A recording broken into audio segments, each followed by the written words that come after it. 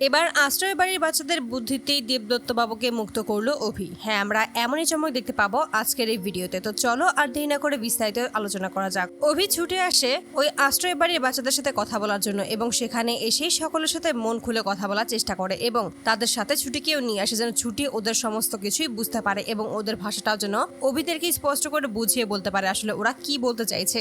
আর এর জন্যই তখন সেখানে আসতেই দেখতে পায় যে সেখানে ঝুমকি তাদেরকে ভয় দেখানোর চেষ্টা করছে। আসলে তাদের ভয় দেখিয়ে মুখটা বন্ধ রাখতে চাইছে, কিন্তু সেটা কোনোভাবেই সম্ভব হয় না। বাচ্চারা সকলে মিলেই ধরে ফেলে ঝুমকিকে এবং ঝুমকিকে আচ্ছা মতো ধুলাই করে। ঠিক তখনই সেখানে চলে আসে ছুটি এবং বাচ্চাদেরকে বলে ঝুমকিকে সেখান থেকে পাঠিয়ে দেয়। আর অপরদিকে দেখা যায় অভি আর ছুটি আর ইন্দ্র সকলে মিলে তখন ওই বাচ্চাদের সাথে কথা বলতে থাকে এবং বাচ্চারা তখন স্পষ্টভাবে জানিয়ে দেয় যে দেবদত্ত বাবু আসলে কতটা ভালো, সে আসলে সবাইকে কতটা ভালোবাসতো, সবাইকে পুরো বট গাছের মতো ছায়া দিয়ে আগলে রেখেছিল, তাদের কারো কোনো কষ্ট কখনো অনুভব করতে দেয়নি ওই দেবদত্ত বাবু। আর এই সমস্ত শুনেই অভির নিজেরও খুব খারাপ লাগে যে এভাবে একটা নির্দোষ মানুষকে তারা ফাঁসাচ্ছে, এটা সে কোনোভাবেই এবার হতে দেবে না। ঠিক তখনই সিদ্ধান্ত নেয় যে এবার এমন কিছু করবে যার মাধ্যমে সকলের সামনেই যেন সমস্ত সত্যিটা চলে আসে। ঠিক তখনই অভি সবাইকে এটা বুঝিয়ে দিতে বলে ছুটিকে যে ওরা কি সকলে কোর্টে গিয়ে ওদের সমস্ত বক্তব্য পেশ করতে পারবে। ঠিক তখনই ছুটি জানায় যে হ্যাঁ, অবশ্যই সেটা পারবে আর সেটা আমি নিজেই করে দেবো। আর এতে করে অভি তখন রাজি হয়ে যায় এবং বাচ্চাদেরকে বলছে তোমরা কেউ কখনো ভয় পাবে না,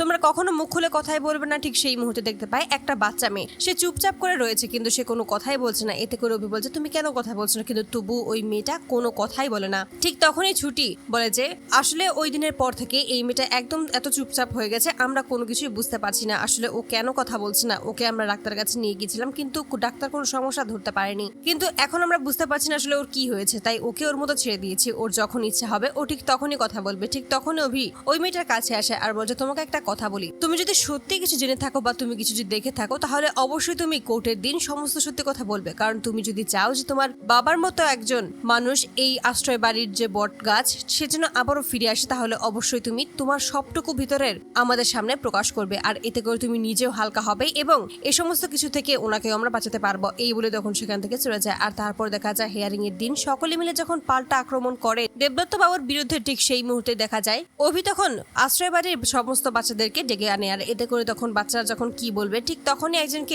ডেকে পাঠায় যে এই সমস্ত ভাষা বুঝতে পারে। ঠিক তখনই দেখা যায় যে ওই লোকটাকে আসলে রুমা কাঞ্জিলাল টাকা দিয়ে কিনে নিয়েছিল। ঠিক তখনই ছুটি ছদ্মবেশে সেখানে যায়, কারণ অভিটাকে ওখানে যেতে বারণ করেছিল, কিন্তু তবুও কোনো কথা না শুনেই সেখানে চলে আসে ছুটি এবং আড়াল থেকে এই সমস্ত কিছু দেখতে পেয়ে তখন ক্ষিপ্ত হয়ে যায় আর বলছে উনি আসলে এই বাচ্চাদের সমস্ত কথা ভুল ব্যাখ্যা করছেন আপনাদের সামনে, আমি চাই যে এই সমস্ত কিছুর জন্য সত্যি সত্যি ব্যাখ্যা করা হয়। এতে করে তখন ছুটি বলে যে আপনার যদি অনুমতি থাকে আমি এই সমস্ত কাজটা করতে পারি। আর এতে করে তখন জজ সাহেব ওকে অনুমতি দিয়ে দেয় এবং ও সকলের সামনে এটা বলে দেয় যে আসলে এই সমস্ত কিছু তারা কখনোই বলেনি, আসলে তারা বলতে চেয়েছিল যে দেবদত্ত বাবুর মতো মানুষ আর কোনোভাবেই হয় না। ঠিক সেই মুহূর্তে ওই বাচ্চাটা, যেই বাচ্চাটা কথা বলতো না, সেই বাচ্চাটা সেখানে চলে আসে আর তখনই ছুটির ফোনটা নিয়ে নেয় এবং ছুটির ফোনটা নিয়েই তখন অভির কাছে আসে এবং সেখান থেকে একটা ভিডিও বের করে দেখায়। আর যেখানে স্পষ্টভাবে বোঝা যাচ্ছিল যে আসলে সেখানে ঝুমকি আর রুমাই ছিল ওই ঘরে আর ওই লোকটাকে আসলে ওই রুমা কাজলালি খুন করেছিল। এতে করে তখন অবাক হয়ে যায় অভি নিজেই। ঠিক তখন এই প্রমাণ পেশ করা হয় জর্জের সামনে। ঠিক তখনই ওই মেয়েটাকে কাঠগড়ায় ডাকা হয় এবং মেয়েটাকে বারবার করে